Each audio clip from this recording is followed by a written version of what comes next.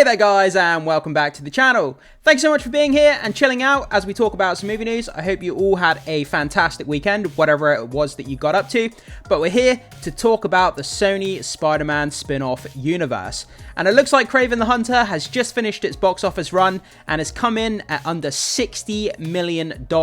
One of the lowest grossing comic book movies of all time, which is just absolutely mind-blowing. When the marketing was coming out for this movie, I was genuinely interested in it. I mean, it was R-rated and gritty. Aaron Taylor-Johnson, one of the hottest actors working in Hollywood today, and Kraven the Hunter, who's actually a really interestingly and cool, fan favorite villain of Spider-Man. So it had everything going for it. All the pieces were there, but Sony, they'd just driven their universe into the ground with Morbius, Madam Web, and the other two Venom films. Not the first one. The first one was actually pretty decent, but the other two Venom movies. And they just drove the IP into the ground, destroyed what was left of the franchise. The fans had just been turned off to this villain universe, this Spider-Man villain universe they were trying to work on. And man, it was the final nail in the coffin, and under $68 million for Kraven. So let's get into this article, let's break down this news, and ultimately, let's see what happened with Kraven the Hunter. So this comes to us from getting my words mixed up. This comes to us from comicbookmovie.com. There we go. So, Kraven the Hunter finishes box office run with under $60 million, one of the lowest grossing comic book movies of all time. There's movies that come out that get triple that amount on just their opening weekend, which is kind of insane when you think about it. This movie didn't even make opening weekend numbers in its entire box office run, which is, I just can't wrap my head around that. So, anyway, let's get into this information.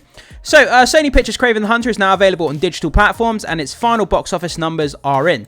I feel like this is one of those movies, right, that did so bad at the box office, but it's going to have like a cult following on, on streaming and video on demand. I feel like for some reason it's going to do crazy numbers when it comes out on streaming. Like, I don't know why, but I just have this inkling that one day I'm going to log onto a streaming platform and I'm going to see it sat at the top of the charts. I don't know why, but it's just that kind of strange feeling.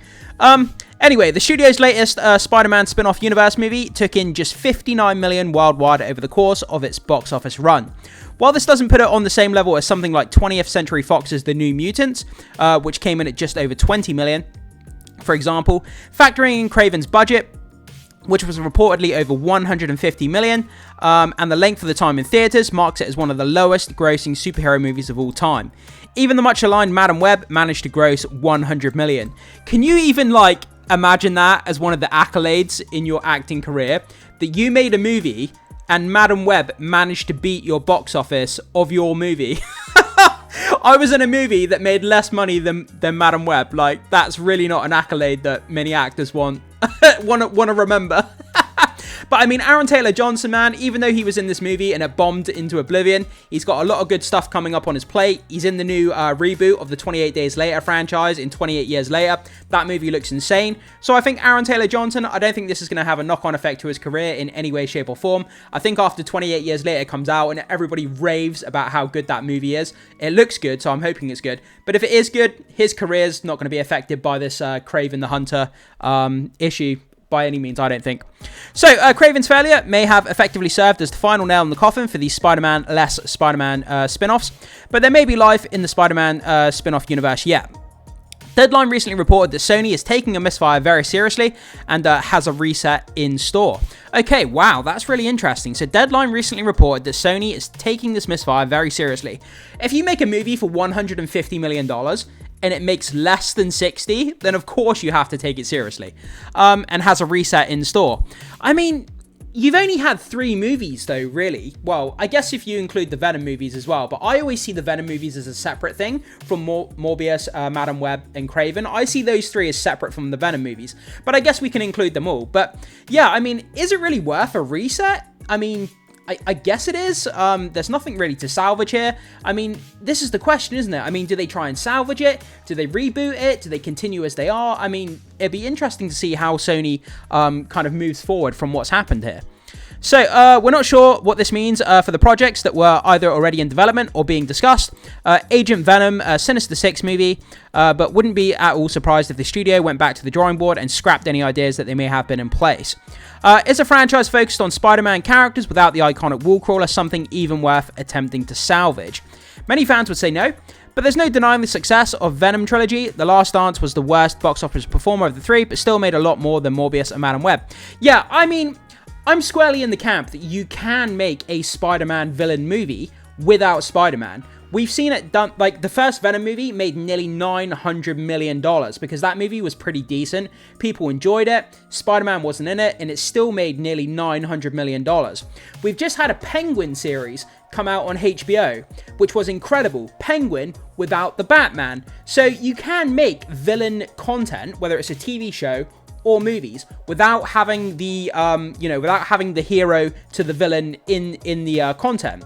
The Penguin series was great, no Batman. The first Venom movie was great, no Spider-Man. So they can be done, but you just have to write the stories well, like have good characters, good narrative, and that's kind of what we're looking for. And Sony's just kind of dropped the ball. But I'm squarely believing that you can make a villain movie without the hero being there. You just gotta write it well. It's worth mentioning that a lot of people think Kraven was treated a little harshly, including Sony Pictures CEO Tony Vinciquerra. So, while speaking to Los Angeles Times in a recent interview, Vinciquerra, who's the CEO of Sony Pictures, admitted that Kraven is probably the worst launch we've had. Well, yeah, I mean, $150 million budget, $60 million box office. In the nearly 8 years I've been at the studio, quote, I still don't understand, he added, because the film is not a bad film. That's the thing, though. The film had to be great because you've already had bad films preceding it. You had Venom, Let There Be Carnage, which had a mixed reaction. Venom: The Last Dance, lowest box office of the 3 Venom films. Then you have Morbius and Madam Web, which were really badly received critically and audience. And then you had the final Kraven movie. So you had 2 Venom movies and Morbius and Madam Web before this Kraven movie, which plunged the idea of a Sony Spider-Man spin-off universe into the ground. So Kraven had no chance. If Kraven was the first movie to come out before any of the other ones, could it have done great at the box office? It potentially could have. But because it had all of the track record of the Sony Spider-Man universe come before it, and the IP had been drilled into the ground, unfortunately, it was against an uphill battle to, it was basically coming out when an audience had been turned off to the franchise. So, I mean, what do you do? At that point, there's no audience left to watch your film, regardless of how good it is. But that's kind of where we are, guys. So, Kraven the Hunter, the last movie in the Sony Spider-Man spin-off universe for now, made under $60 million in its entire box office run on a $150 million budget. Is this the final Sony Spider-Man spin-off universe villain movie, or will we get more in the future? Are they going to reboot? Are they going to reset? Are they going to salvage? Are they going to continue as normal? We have no idea what the ramifications for this fallout of the Kraven movie are going to be, but it's going to be interesting to see how Sony picks up the ball and how they continue to make more of these movies in the future, if at all. I'm sure they will, because there's a lot of money left on the table with these Spider-Man villains, given the popularity of the Spider-Man character itself. But guys, jump into the comment section and let me know what you think about this. Is this something you expected? Something that surprised you? And I would just love to know your feedback on what you think about this absolute disaster of a train wreck of the Kraven box office. Let me know what you think down below, guys. As always, make sure you hit that like button and consider becoming a subscriber of the channel if you haven't already. It goes a long way to supporting my content, guys. So I'd really, really appreciate that. And as always, I will see you in the next video.